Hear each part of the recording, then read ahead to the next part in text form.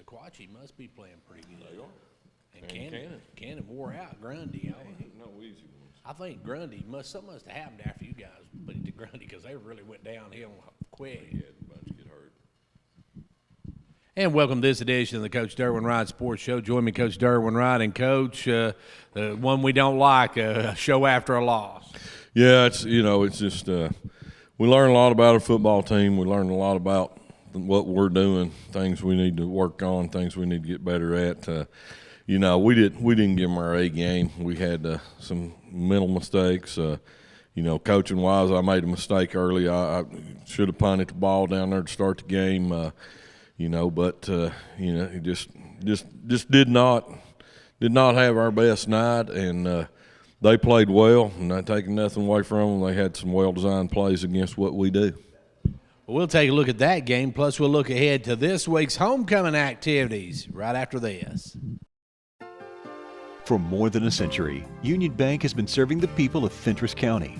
Now, as we begin a new chapter in our history of service, we want to take this opportunity to reassure you that while our building may be new, we're still the same friendly people you have known for years. Union Bank, the same people, the same goals, and the same commitment to you. Union Bank, your locally owned hometown bank for more than a century, growing to meet your needs. Equal Housing Lender Member FDIC. And back here with Coach Derwin Wright. And, Coach, your guys, like you said, they just had trouble stopping Upperman, very quick, very talented team. Well, we were, in a sense, defensive ends were too aggressive. They were coming upfield. Basically, the backside guard was pulling, kicking them out, and it was just opening a hole. Our linebackers couldn't field. They scored 2 or 3 off of that one play, and something we didn't get adjusted and fixed until halftime, and able to slow them down a little bit after that. But we just never got any kind of flow going in our offense. I think, looking back hindsight, I think I should have stayed straight at them more with the offense, and did less of misdirection stuff, but. Again, not taking anything from them. They had a good plan for us, and we need to learn from that game and bounce back because we've got a tough schedule ahead. Coach, that game you saw pretty much a balance of run and pass from Upperman. Yeah, very, very well balanced, and 3 guys out there, 1, 2, and 4 that all did a great job running routes, catching the ball. They're a solid football team. There's no doubt about it. Coach, your one thing that also that you guys put the ball on the ground. Didn't lose any turnovers, but you put the ball on the ground several times. Yeah, we did. We made some mistakes, and I can tell you this too, though. As much holding by an offensive line against the defensive, I've seen Cole Cooper was tackled multiple times, but you're not going to get calls on the road a lot of times, but we just. And some of it is, with offensive linemen, they're taught to get their hands inside. Well, as a defensive lineman, you're supposed to use your hands, and we just didn't fundamentally play as well. But again, like you said, they've got a balanced attack. Coach, the toughest part of this, it was a huge region contest. It was, and I don't know if somebody will get them down the road in the region or not, but. We just got to take care of us. We've got a big homecoming game coming this Friday, and then we're off a week. But obviously, we're playing one of our next biggest region games during that time we're off, and our kids have got to commit and be here because Sequatchie County they're playing great ball. Livingston's playing good ball, and then we end up with Cannon County at the end, and they're playing great, and. Talking about our homecoming opponent, Wartburg, they put up over 40 points the last 2 ball games. So, it's a tough schedule from here on out. Coach, I know the weather affected a lot of things last week. It rained entirely the entire week and kept you guys from getting a lot of dry practices. And it was still pretty muddy though down at Upperman on Friday night. Well, the game field was pretty good condition with all the rain we've had. It was better than ours, but. Our practice field doesn't drain good, and it was just a muddy mess trying to practice. We went in the gym on Monday, but the rest of the days we were outside, and it's not ideal to try to practice when you're sliding in the mud. But it just what it is, and we had to get ready. And obviously I didn't get them ready. Coach, now with this loss, like you said, it was a reason loss. You got to see what goes on down the line. But right now, that drops you in the number 2 slot, which could mean some travel time in the playoffs. Well, 1 and 2 will host the first game, and then obviously after that, if 1 and 2 win, 2's going to go on the road probably to play the other number 1. So, it's a 4-team bracket there to start with. One on our side is playing 4 on their side, and vice versa. So it's doesn't help the cause, but we've got our Final Four at home, and we've just got to take care of one game at a time, and just get back on winning track. But that bracket 1, 2, 3, 4, all those guys who play in the playoffs, and the thing we got to do is fight like tooth and nail now to at least finish second and be able to host one at home. Coach, any injuries from the other night?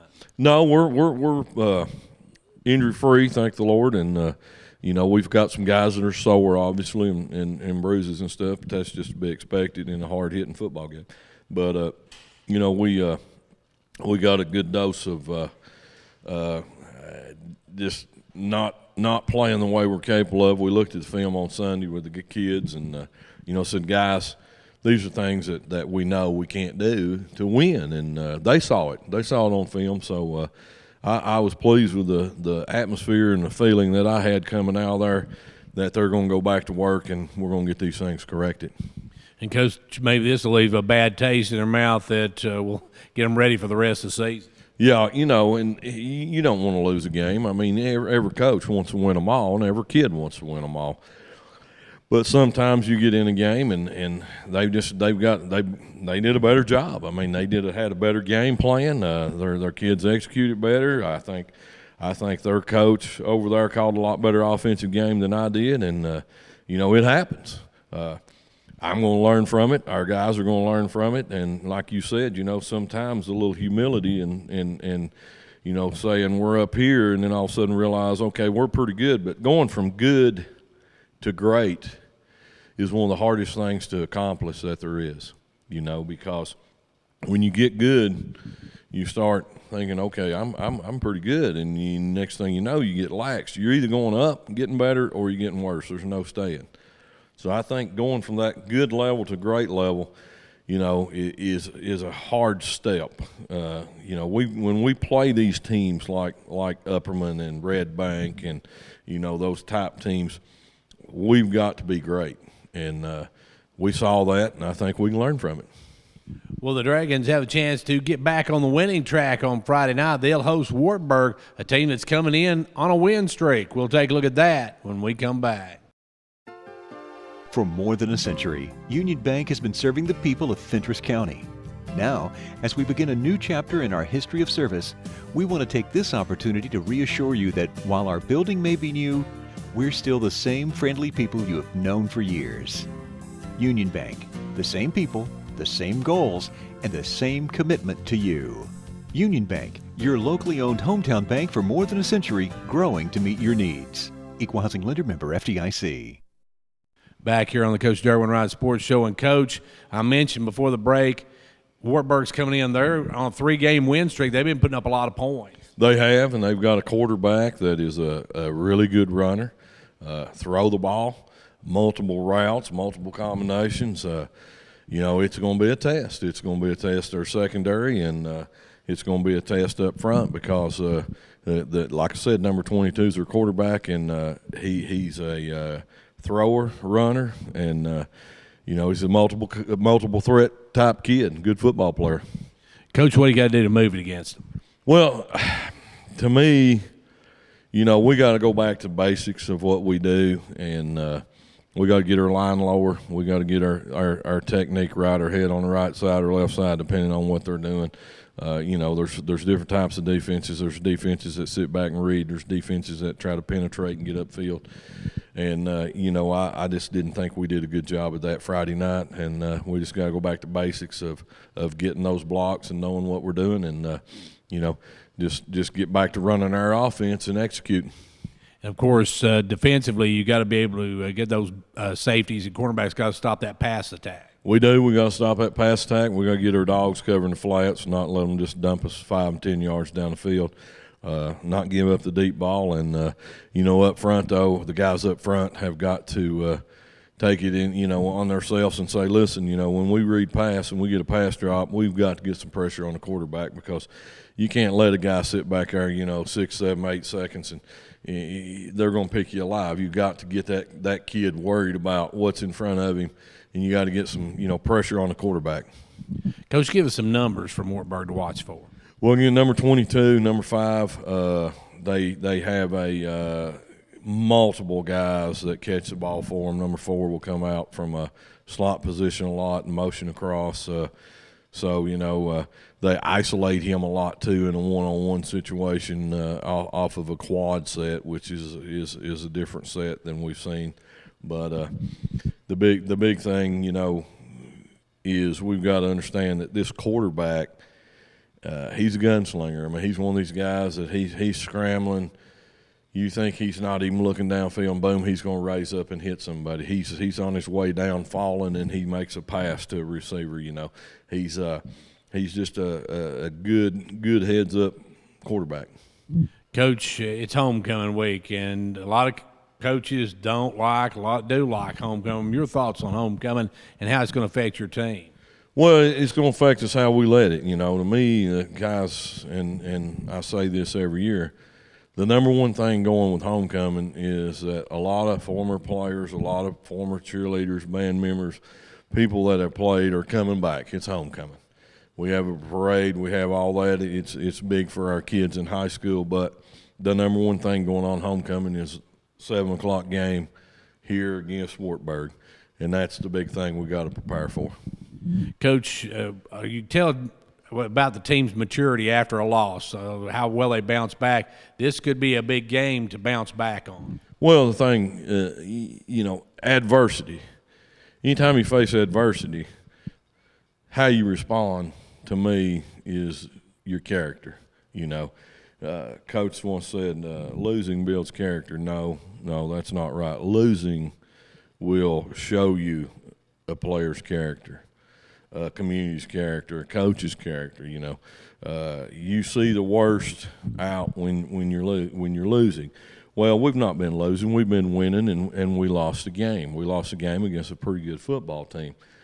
But now, how are we going to bounce back? To me, that, we didn't stop fighting the other night. These guys have not quit. There was a lot of effort given on the field. I'm not down at all about how hard we're playing. We've got to play smarter.